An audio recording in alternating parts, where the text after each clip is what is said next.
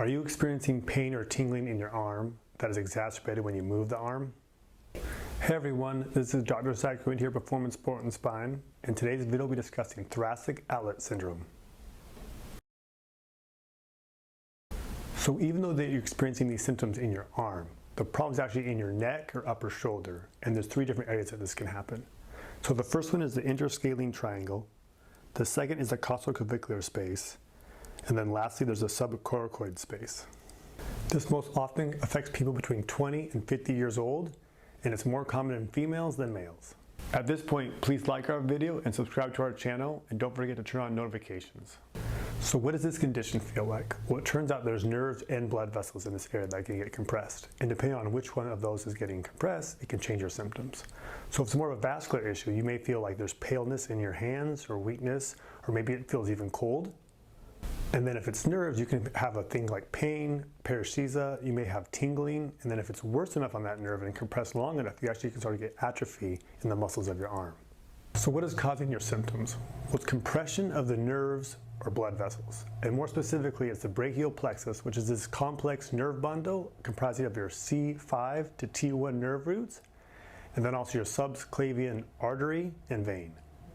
Neurogenic thoracic outlet syndrome is the most common, and it's about 90% of all the cases. The second most common is venous, and that comprises about 10 to 15% of the cases. And the most rare is the arterial one, and that makes up about 2 to 5% of the cases. At this point, you may be thinking, well, what's exactly causing that compression of the nerves? And there's three different ones. So the first is congenital, and the most common one is a cervical rib. And this is found in only about 2 to 5% of the population, and even of those people that had the cervical rib, most of them are asymptomatic. The second cause is traumatic, so think car wreck or some sort of traumatic fall. And then lastly, functional, and think rigorous repetitive activities, such as senior athletes and people playing instruments. So now we're going to go over some dynamic stretches. So the wall angel. So in a standing or seated position, stand against the wall with your arms bent and your elbows and hands touching the wall. As you can, slowly press your hands up over your head, trying to keep your hands to the wall. Now some people might find this too tight or symptomatic, so again, your hands can come off the wall a little bit, but the goal is to go slow and try to keep your hands as close to the wall as possible. So the next exercise is just a light dumbbell front raise. So again, with some light dumbbells in a standing position, so raise your hand over your head, and then back down, and then repeat on the opposite side. Now some people may find that only raising partially up and limiting that range of motion is helpful, and that's fine, but again, just lift a light weight as high as you can tolerate, and then down. Some people also may find it more effective to bring it out at a diagonal at a 45. And again, it's less about the exact range of motion or angle that you do, and more that you're just kind of moving through a range of motion with some light resistance. The next exercise, in a seated position with that light dumbbell, bring your hand all the way over your head. You may need to bend the elbow a little bit or keep it straight. And then you're going to shrug using that shoulder blade up towards the ceiling, and then return to the starting position. Again, this is light movement with a little bit of resistance. You're not picking a heavy weight. The weight should be very light, and the range of motion should make it so that as you move, your symptoms decrease, not increase. Seated thoracic extension. So we're working on mobilizing and moving our upper back. So in a seated position with your hands behind your head and your elbows kind of close in, make sure to keep your ribs and your abs engaged so we're not extending our low back. We're going to drive our head and our eyes up towards the ceiling, making sure to feel tension between your shoulder blades. Again, keep your abs engaged, drive your arms and your eyes up, and then back down. As you do this, you want to keep your abs and glutes squeezed so your upper back is moving, and it's not going to be a lot, so less is more here. But again, you'll know you're doing it right if your tension is in between your shoulder blades and not your low back. Banded row. Anchor the band to one end and then grabbing it with both hands with your elbows fully extended in a standing position. We're going to pull the band to mid-chest height and then return to the starting position. Again, this should be really light resistance. We're not trying to strengthen these muscles, we're trying to move through a range of motion. And again, as you do this, your symptoms should either stay the same or decrease. If they increase, this is not the right exercise for you.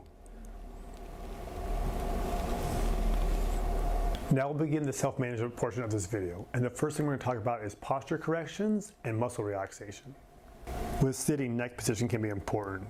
And unfortunately, this is more of a trial and error than this universal right or wrong. So when you're sitting and you feel like your symptoms are worse and you feel like your head's too far forward, try pulling it back a little bit into neutral. On the converse, if you feel your head is all the way back, maybe letting it relax a little bit. But again, your optimal neck position should be the position that makes your symptoms in your arm the least. So work on decreasing muscle guarding, especially for those cases that are involving this interscaling triangle. So a good relaxation technique is if you're sitting there and your neck feels tight, either close your eyes or keep them open and take a deep breath in and out. Do this 3 times. And as you breathe out, really think about relaxing the neck muscle and try to keep it where the bones are holding up your neck and your muscles are not rigid. And then lastly, adjusting your armrest. And again, there's no universal right or wrong, but if adjusting your armrest up or down decreases your symptoms, that's the optimal position for you at that time. Activity modifications. So some people are going to need to reduce or temporarily avoid certain activities or positions that are exacerbating their symptoms. And these are most commonly found in rigorous, repetitive overhead activities, such as athletes or people playing instruments where their hand is over their head. And then secondly, heavy pulling. So things like sleds or having to pull really hard on your arms can also exacerbate this condition. And again, some of the exercises we give you are having your hand over your head. But the key and operative word there is rigorous and repetitive. Light, low dose stuff is helpful. Too much too fast can exacerbate the problem.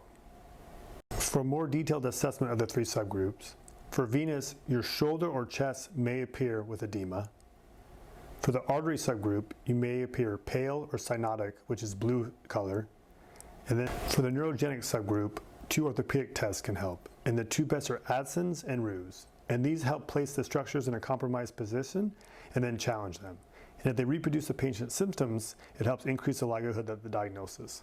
And unfortunately, there's no gold standard for this assessment. So there does take some familiarity with the clinician or the person diagnosing this, and you need to make sure that you rule out some other conditions that we'll talk about next. Surgery, when is it needed? So it's more common in the venous or artery subgroups, and for the neurogenic subgroup, it's often only prescribed after failed conservative treatment of 4 to 6 months. The removal of part or all of the first rib is the most common, and there's 3 different options. It's a little hard to tell, but it seems about 95% of cases improve over time at 1 year. The one thing to note is between 0.6 and 7% of people have a brachial plexus injury resulting from surgery. So the cervical spine needs to be ruled out. So to do this, you check the range of motion, you do the Sperling's orthopedic test, and then there's upper limb tension test for the median, ulnar, and radial nerve. Thank you for watching our video on thoracic outlet syndrome. We hope it provided some clarity and some ways to self-management on your own. If you did find the video helpful, please like our video and subscribe to our channel, and don't forget to check out our other videos.